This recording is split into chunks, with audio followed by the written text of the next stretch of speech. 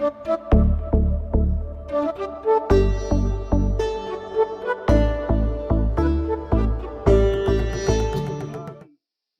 Pinto doesn't need a moderator, nor does he need an introduction. So the session is all yours, Jerry, and he is going to talk about his latest novel, The Education of Yuri. And very quickly, I don't think, we heard Jerry this morning, and we know what an electrifying speaker he is. And this is his third novel, and there is hardly anything that Jerry has not attempted. Poetry, translation, a book on Helen, to, the three novels that he has written. And over to you, Jerry.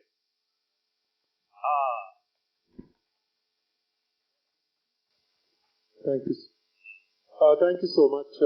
I'm going to actually interview myself in this new Instagram fashion. So when I sit on this side of the sofa, then I am Jerry the interviewer, and when I sit on that side of the sofa, I'm Jerry the author. So Jerry, how nice. Thank you very much for coming to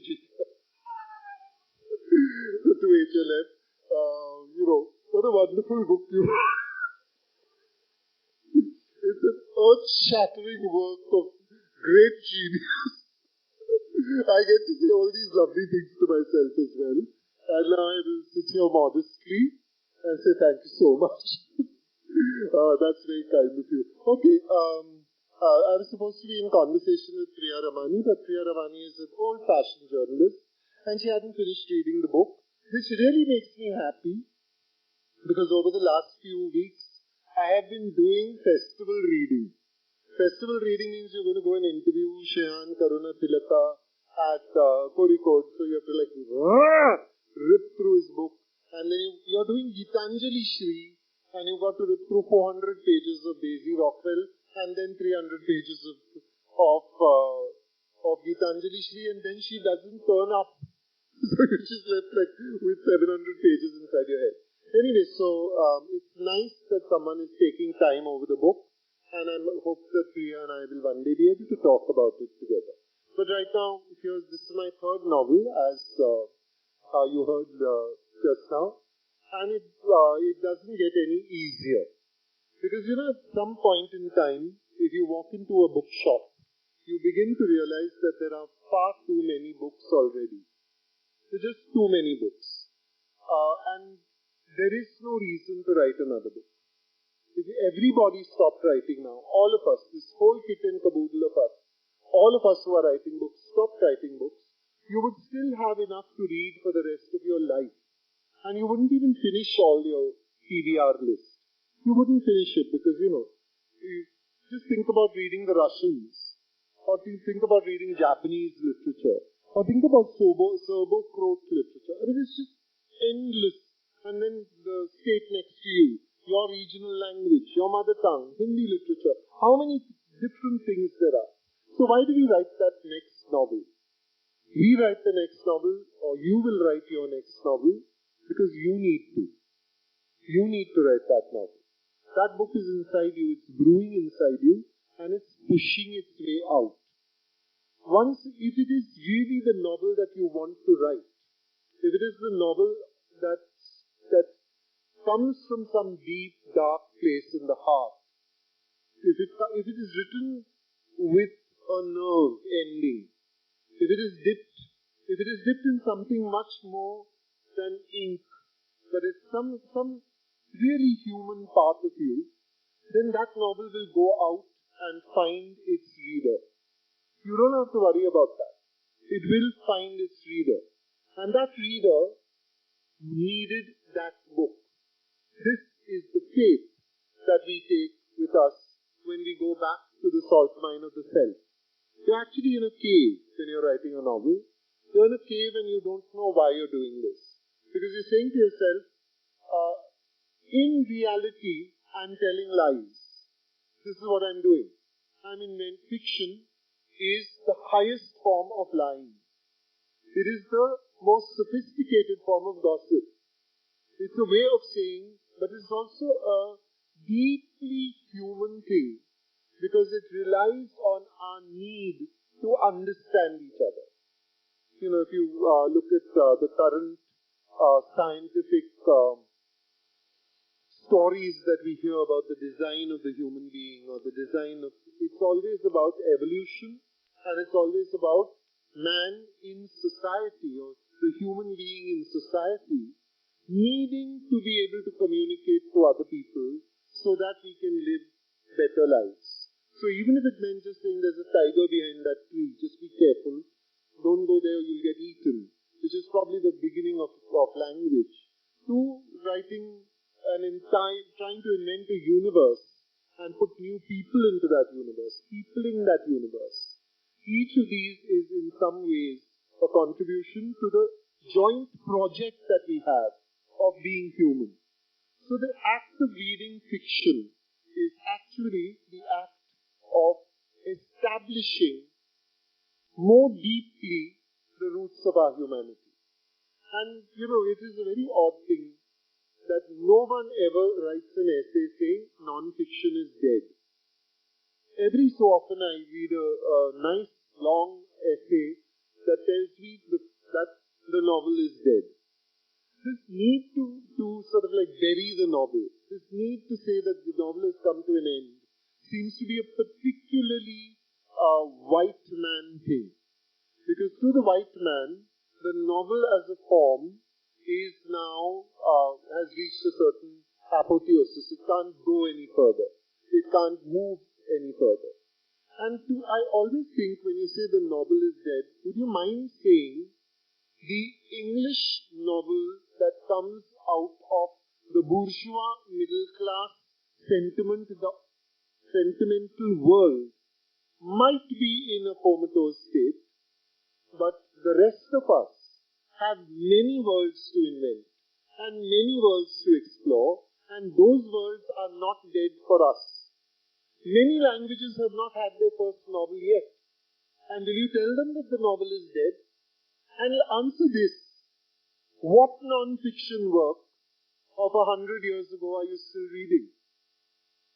Maybe you'll have to be Darwin writing The Origin of the Species, or Marx writing Das Kapital, to actually have a non-fiction work that is 100 years old and is alive. And I can think of through the lockdown, I read The Tale of Genji. And if you have not read The Tale of Genji, I would implore you to do so. You don't even have to spend money anymore. The Tale of Genji is available on the Gutenberg project. You can read it. The Lady Murasaki Shikibu was actually a 11th century woman who wrote about the love life of an imaginary prince called Genji and his wonderfully vast and varied sexual life. That's largely the sum of the book. But there is so much texture and richness to this book. The color of the paper on which a letter is sent, the scent that someone uses, the flow of garment across someone's body. All these are detailed with great beauty. And we keep talking about Clarissa and about Richardson, when in the 11th century someone was writing novels, and in the process of writing that novel, the Lady Murasaki says, and in the old novels that we read, which means that they were writing novels before that already, and they were getting old, and this has not been explored. So I feel, in some ways, because a novel is such a hollow thing, and now it sounds odd, no? Because I'm saying a novel is hollow, because we generally want things to be full and replete and well-worked. But the best novels are hollow, because then what do you do? I'm sorry, I can't sit. What do you do with a novel? You take yourself and you pour it into that novel. And suddenly what happens? So I always feel, when people say you wrote a book, I say, no, I didn't write a book. I attempted a book. Now what is going to happen is that someone is going to read that book, and suddenly there's going to be a set of responses. That, oh my God, feeling. I thought this. Oh, I felt that. And it may not be about a Jerry Pinto book. That's fine. It may be about someone else's book for you, but that's fine. It's okay. There is a book out there that is telling you you're not alone. There is a book out there that says, I felt this way before you. And there is a book that says, what you felt, however small it was, however insignificant, is not worthy of being ignored. It matters. Okay? The letter that did not come, that matters. The telephone call that was not answered, that matters. The fact that you were walking down the street and you desperately had to go to the bathroom and that someone recorded that. And this plays back to a moment that you felt. That matters. We are being told constantly by novels that we matter. And that's why we read novels. Because then we share in this banquet of humankind. So there's a line in a Hindi film which comes back to me. Bata de ye kuch tujhe kaise jiya jata hai. How do you live? That how do you live question is the question that actually makes us lift curtains and peek. Right? I mean, I'm sure you don't, I do. Or I'm tempted very often to lift curtains and peek. You know, you want to look into another person's life. And looking into that other person's life doesn't mean you want to look into I actually can stand in shopping when I was in the bookshop today, one of my central questions was, what have you bought? What are you thinking to buy? Actually plucking books from people and saying, what have you bought? Because I feel that once I get to look at even these 4 or 5 books that are sometimes under consideration, because you just put them all in your hand and you turn them over and say 1,765. Like, are you kidding me? And then you think, can I get it from the library? Or who else will buy it? All those thoughts are going to your head. But even this much of a claim that you have made, you have put it in your arm, you are holding it, it is warming you, it is a possibility, that tells me something fundamental about you. Your book list is so important to me. So Yuri also, Yuri has been called a Bildungsroman. I'm fine with it. See, this is the thing. As I said, if I am saying that my novel is a hollow and you will fill it, then I cannot say that you were wrong if you said that it is a Bildungsroman. Someone has listed the Education of Yuri as one of the queer books of the year. I'm really delighted. I'm happy that someone thought it was a queer book.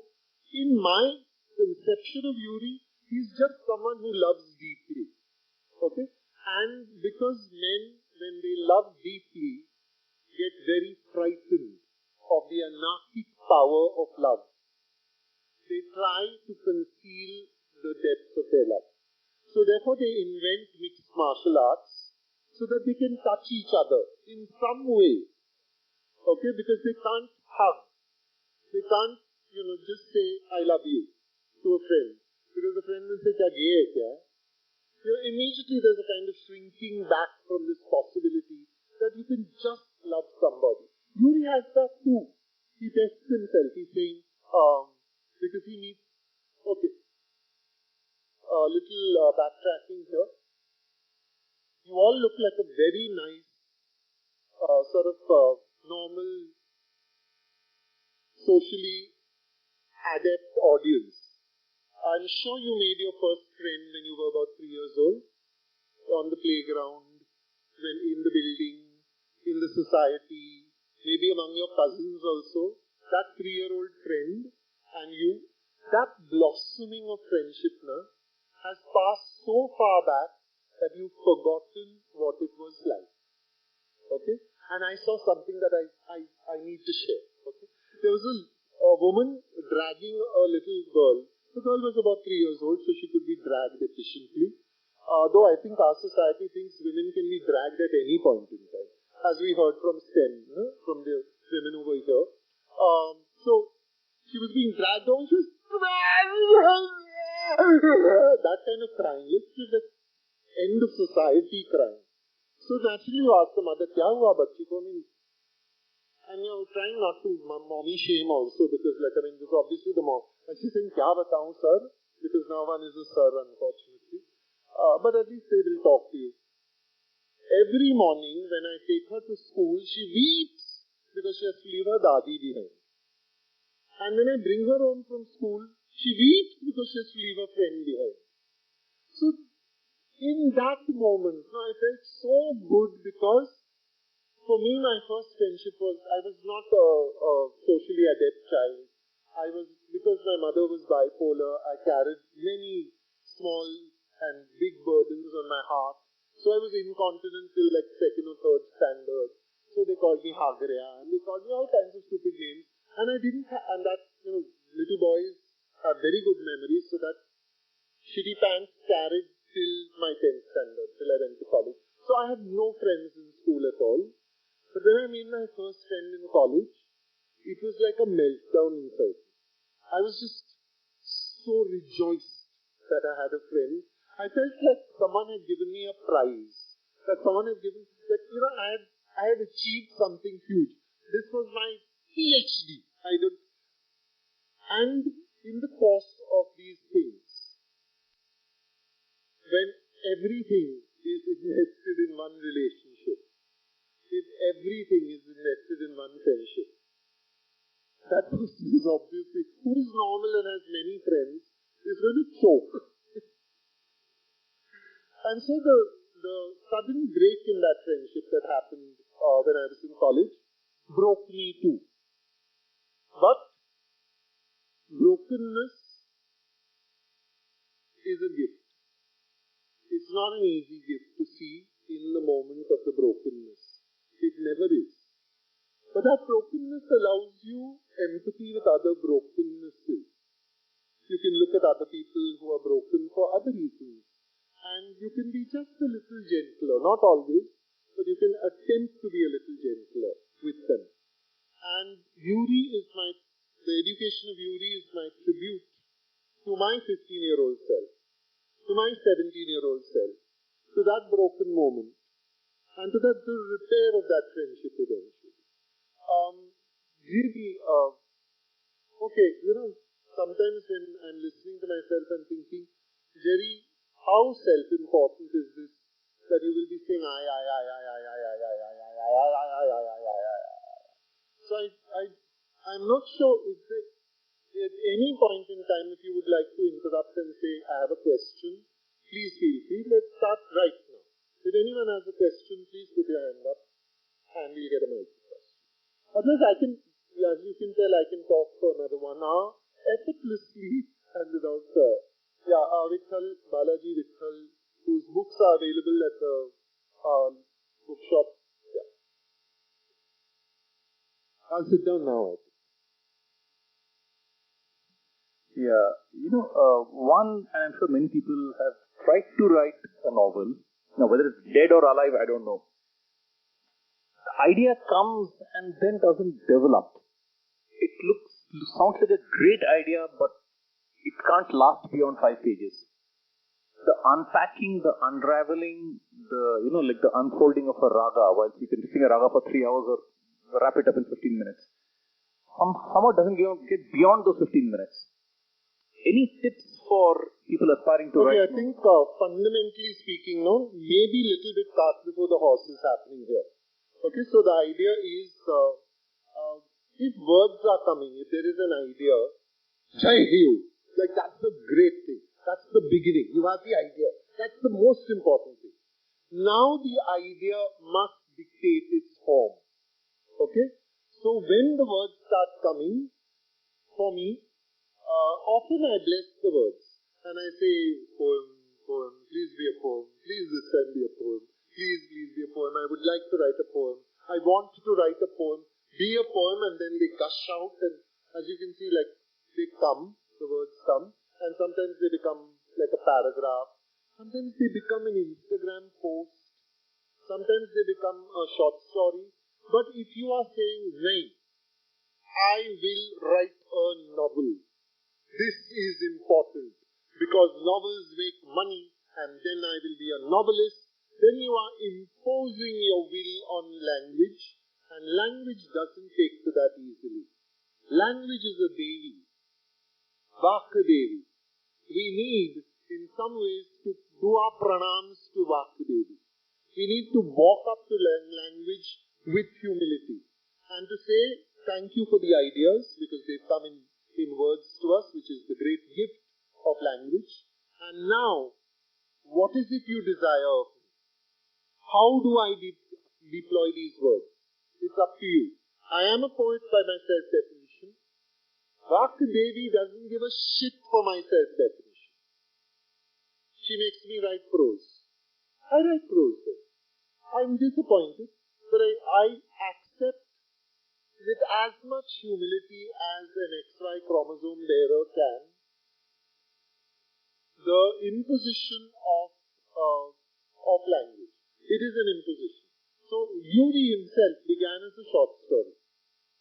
It was a short story that I thought would end with, it would go through this moment where the boy finds a friend, loses the friend, finds the friend, A, B, C, done. Click, close, send off to young adult collection of short stories that is happening at some godforsaken publisher, and we are done, and next week I will clear the palette and start work on something else.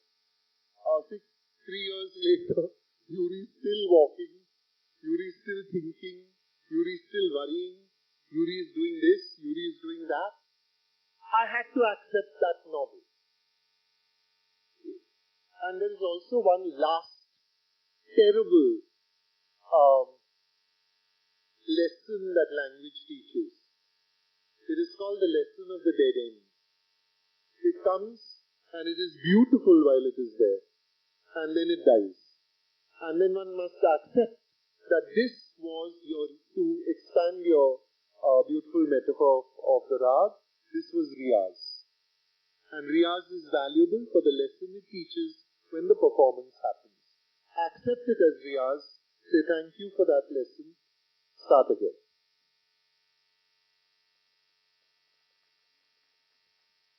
Next question. Oh, time up?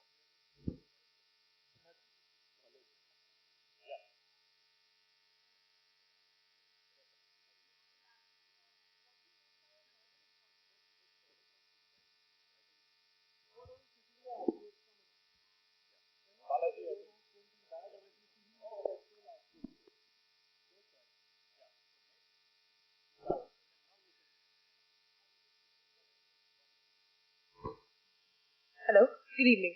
I just wanted to know if you could elaborate on what you when you said our novel is hollow. What you meant? Could you expand? Okay, I think see, the temptation is to make everything, right? Because you are actually inventing a world. So you want to populate it fully. You want sometimes to put the kurta on the man, and you want to color the kurta, and you want to do the label Fab India, and you want to do the duties, and you want to drill down, and you want to fill everything in. So my first draft, I let myself do all that. Okay? I give descriptions, I do landscape, I do interior landscape. Interior landscape is very important to me, but exterior landscape is like, get it on with, yeah? Descriptions, I think, if you can conjure up a person with a dialogue, then the hollowness is to leave the space for someone to say, that sounds like my friend Mitro. Mitro is now in this book. And there was that very beautiful girl that I met that day. I'll populate this book with her. Those are the spaces that you leave, the hollows that you leave, where the reader comes in and brings their input, their inspiration, their histories, their biographies, their memory, everything in forth. And and then the book becomes like total, right? Which is why when you go and see a film, you say, that's not my Harry Potter. I had another Harry Potter in my head. Why did they cast him? Or you say, okay, that's my Harry Potter. It's very rare that we actually, because we are so Joseph Addison in The Spectator, so many decades ago said, we all invent together. And when do we invent? When we dream. When we dream, we are the script writer, we are the set designer, we are the playwright, and the audience. We are watching our own production on our own. How magical is that? So all stories then are hollows into which we must pour our dreams.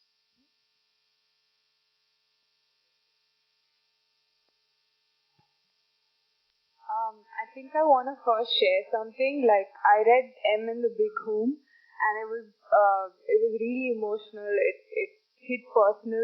I still remember the word Catholic, the way you used it. My question is, how did it feel like to write M in the Big Home? Because it's a very personal thing, and I myself have found it difficult to talk about traumatic family histories, but and everyone says you distance yourself from your story and all that, but I just wanted to know how you... If someone ever finds a way to distance themselves from their own story, it will be a huge achievement in not being human. We are our stories. There is no distance. But the reason why I made it fiction is because every time it cut deep and I was bleeding again, I could say to myself, Jerry, you are writing a novel about the Mendises. Stop it. Do your work. Finish your 500 words for the day. Then you can knock off. You can watch a stupid film. You can eat chocolate. You can lie in your boxers on the floor. Do what you want, but finish your 500 words for the day. And do it because it's your work. And if it hurts you, right now, remember how much it hurt you when it was happening. This is a walk in the park, Jerry. Calm cut. Okay? So for the purpose of my creative enterprise, I split my person into granny, into teacher, into even there is even one part of me that treats me like a baby. Come. Do little writing. Now don't worry, little. 5 lines for daddy, 5 lines for mummy, 5 lines for sister, 5 lines for friend, and 25 lines are done, then you can stop. I talk to myself like that, and without shame. Your little shame is happening when I'm saying it, because it sounds so stupid to say, but this is how you do it. You cannot do it as one elegant person with a pen and a smooth, beautiful line that is coming out over the manuscript. You bleed and you sweat and there's snot and then you clean and you do it again and you dig deeper and all that comes out. Then you put rubbish on the page and then you clean it up again. And of course it hurts. But the reason that you responded to M, I think, is because you saw the hurt beneath that. And that hurt meant something to you. When and if you deal with family trauma by writing, if you actually want to or need to or whatever, blessings on you, it will be the measure of how much it will touch people will be the measure of how much you bled on the page. Yeah? Good luck.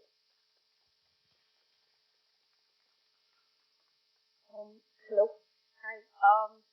So the first time I ever read your work was through translation. It's your Manto's translation. And I didn't know you actually wrote novels.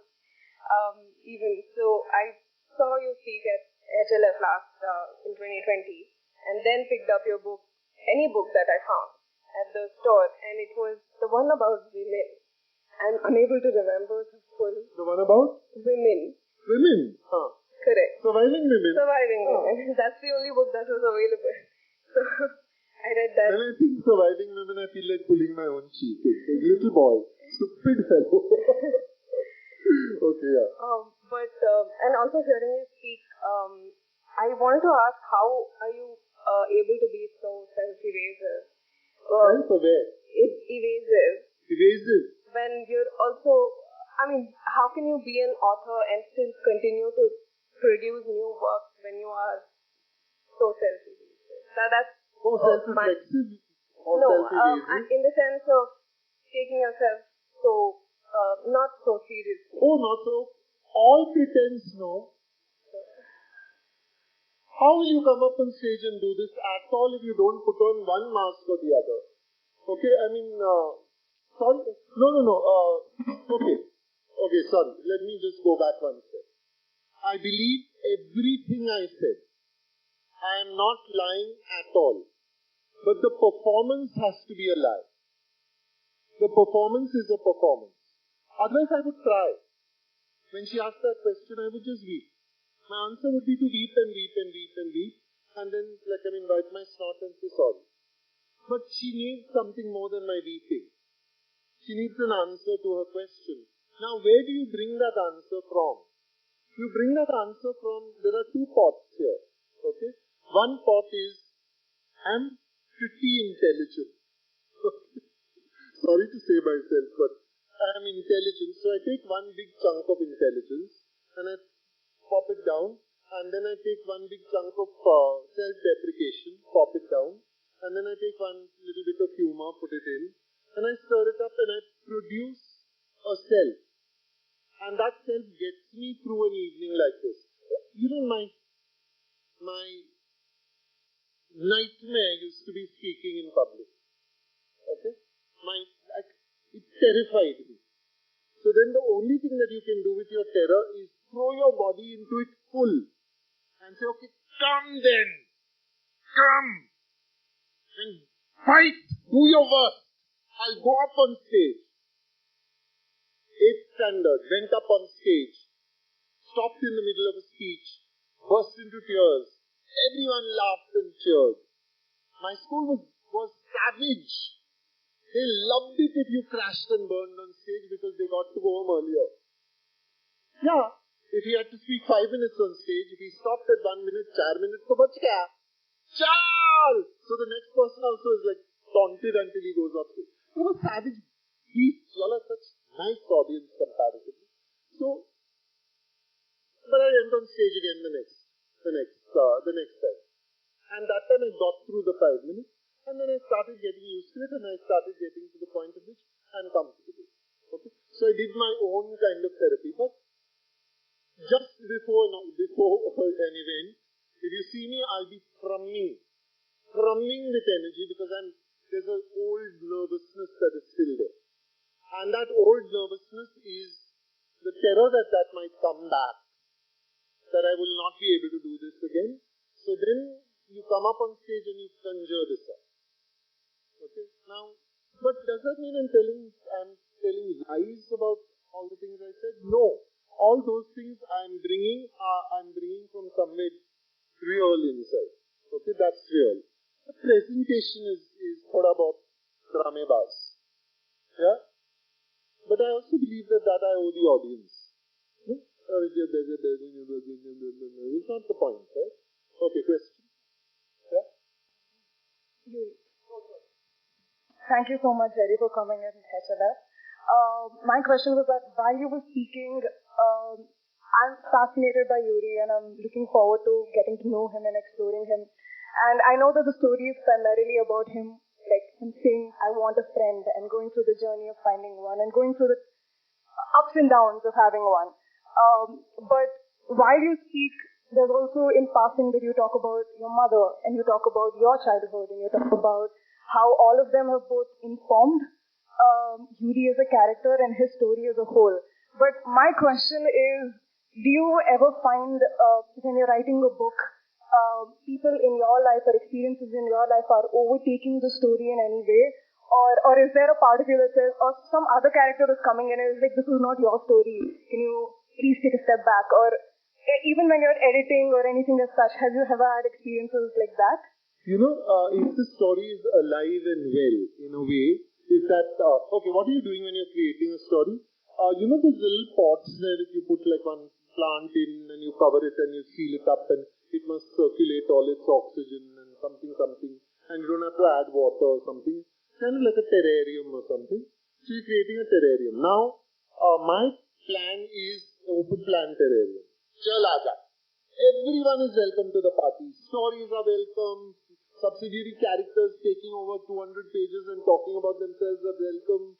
Long discussion about the texture of underwear is welcome. Anything is welcome while you're writing. When you're editing, then out the talwar comes. Chal, Har Har Mahadev, you say.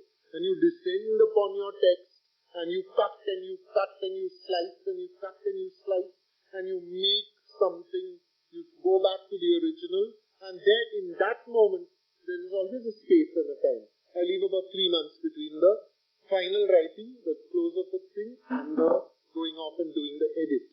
That 3 months gives you some space and time. Now it is someone else's work. Who is this bad writer? Why is he letting himself do all this? What does this rubbish mean?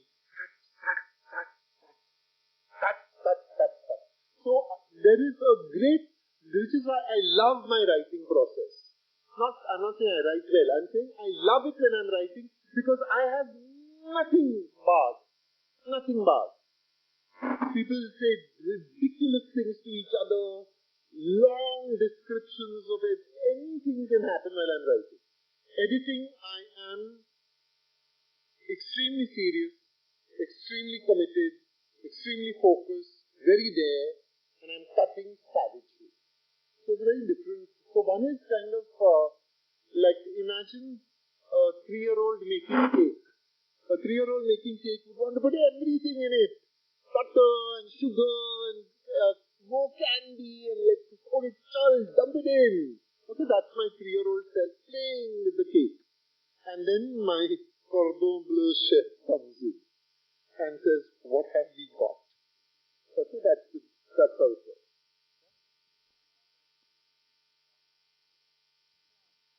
Hi. So I just wanted to ask if you have a personal grudge against someone or you don't like someone.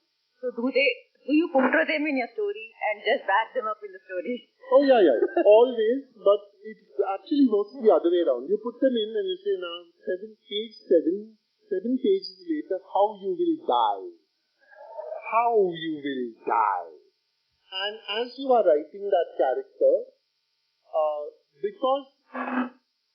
because it is a character, right? You are doing your job. That character begins to come alive and begins to explain things to you. Okay? You begin to see childhood trauma. You begin to see hurt. You begin to see that hurt people hurt people. You begin to see all these things start happening, and a greater understanding comes. And then I have actually picked up the phone and called someone and said, hey buddy, you hurt me. But I just want you to know that. And if it is a male, 99% of the time they say, what? Hurt you? How? They're just like completely unaware that if you know that this is on the table. Like, hey guys, hurt. Okay? Yeah. Very good. That deep bath voice, no, that's all my testosterone speaking. Whatever. Okay, but you said it and you've forgiven and you moved on. So in that sense, all those 7 pages are complete tea. You have to cut them all out because this was your process. You went through something. You did little self-therapy. You can't inflict that on a readership. For innocent people there, they don't know what your issues are. So I do that, but most of the time it really does help me get to a better place too. And then you don't want to kill the character, you just want to say, okay, sorry, this is not yours. And you cut them out. How much time do we have left? One last thing. Hello? Yeah, I need to know, when do you know that your story has ended, and especially when it comes to M and Yuri both, I found the endings both very bittersweet, and I was kind of a little disappointed when I read a review from another author who said that Yuri ended with a tragic ending. I'm like, no, he ended like, in a bittersweet way. Thank you. I also thought that. Yeah, it was not a tragedy per se. So how do you know when the story is ending? And because I found a similarity in both the endings, they had the bittersweet thing. So was it intentional? Well said, without any spoilers. You did a good job. Thank you. Thank you so much for that question, because you don't know sometimes. See, the starting, you don't know also. You're starting. And then when you're coming to the end, okay, there is a thought that this is the end. Okay? So at one time, Yuri was going to be 5 years of college. So 5 years of college ke baad, he will come out and he will get a job. And that is where I will stop. This just wasn't happening. because Yuri's life was, the education of Yuri was not happening in the classroom. It was not about a degree. It was about falling in love. It was about falling into friendship. It was about becoming political. It was about exploring poetry. It was about walking through the city and dealing with the fact that the city doesn't give a toss about you, but at the same time is you. Because without us, each individual of us, there is no city. Cities are people. Cities are not buildings or huge skyscrapers or runways or airports or stations or anything they man build. Cities are us, all of us working together and holding up the dream of the city and the nightmare of the city. Right? So as he's exploring this, he's growing. How am I supposed to take that and say, 5 years, 10 plus 2 plus 3 is over, therefore his growth is over, therefore his education is over? It didn't happen. So that's why I then tended to wiggle and jiggle and what you do is you write, what I do is I write until I feel that the character is just rid of me. The character thinks that's enough. I told you enough, I've said enough, I'm not doing this anymore. Bye, it was lovely, it's a breakup. Okay? And I have to say that most of the times it's a bittersweet breakup. You'll miss them because when you're writing, say, a Yuri, you get up in the morning and think, Yuri, chal, lick. Okay? But when you finish Yuri, you're thinking, what? What's my purpose in life?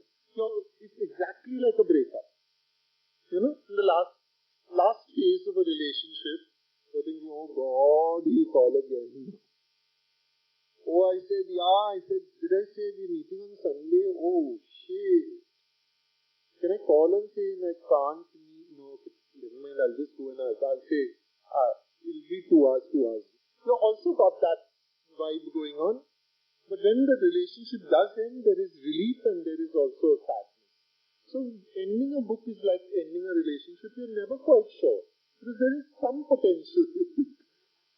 Or a chapter could leave. But you think you also that's about what chapter. Yeah, it doesn't matter. I'll follow up the stages. Anyway, so that's how it is as, how should I say, it is as nebulous as that. You don't know. And, okay. Thank you so much, Jerry. Thank you so much.